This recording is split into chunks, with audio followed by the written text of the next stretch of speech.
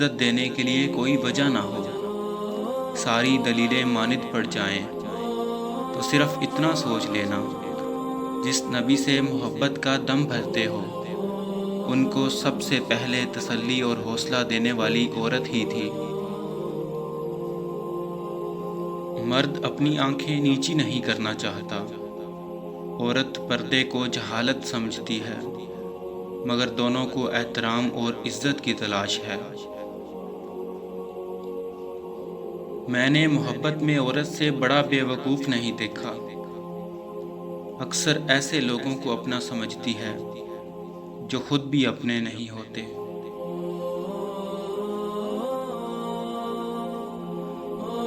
عورت کبھی نہیں بتائے گی کہ وہ تم سے محبت کرتی ہے، وہ ہمیشہ پہیلیوں میں بات کرتی ہے، لیکن جب اسے صبر آ جائے تو دنیا میں سب سے مشکل کام دوبارہ اس کے دل میں جگہ بنانا ہے۔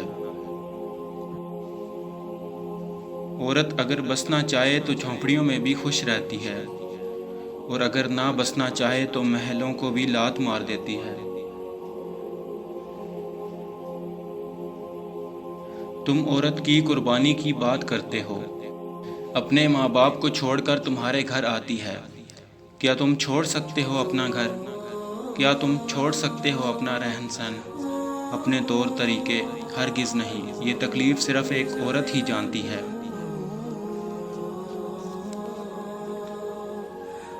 بعض خواہشات کا مر جانا ہی اچھا ہوتا ہے، کیونکہ اگر وہ نہیں مرتی تو وہ آپ کو مار دیتی ہیں۔ محبت مختصر بھی ہو تو اس کو بھولنے میں عمر لگتی ہے۔ وہ چہرہ بھول جاتا ہے، مگر اس سے جڑی دل کی سبھی یادیں روح کے شجر در شجر لپٹی ہی رہتی ہیں۔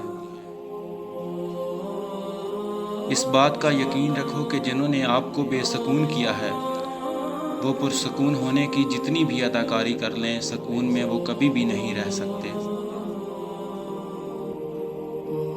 عورت کے پھٹے کپڑوں میں ہمارا معاشرہ اس کی غربت نہیں، جسم دیکھتا ہے۔ اکثر خبر پڑھنے کو ملتی ہے غیرت کے نام پر عورت کا قتل۔